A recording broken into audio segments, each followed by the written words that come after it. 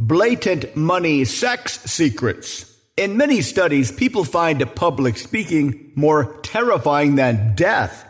This seems kind of crazy, but it kind of makes sense. When you are standing up in front of a group of people, it feels very dangerous. You tend to feel very exposed. As if, at least in our ancient caveman brain, that if the group rejects us, then death is the next step. Now, compare these two imaginary ways to die. Don't worry, this will have a happy ending. The first death is you and your crew are out hunting or something.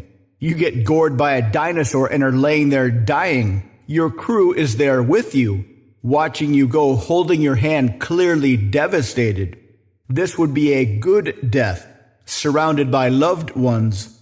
A very, very bad death would be a public speaking death, where you get up and speak to the tribe. The tribe says, "Those ideas are lame. You are no longer welcome in our tribe. Please leave us and never come back." This kind of death is very, very lonely. And while you are dying, you will know that your tribe is glad you are gone. So it does make a kind of logical sense that dying a regular or a good death is better than a public speaking death. Of course, modern fear of public speaking has a couple of very cool ideas associated with it. One is that everybody is terrified of it, which means if you can manage to do it, you will stand out. And even better is the fear of modern public speaking is purely false. Absolutely nothing true about it. So the first step is to get over this false fear, which is way easier than most people think. Most people never try.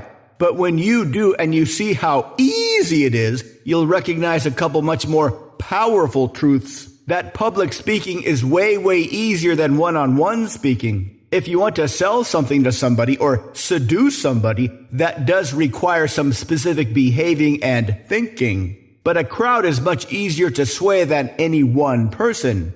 Why?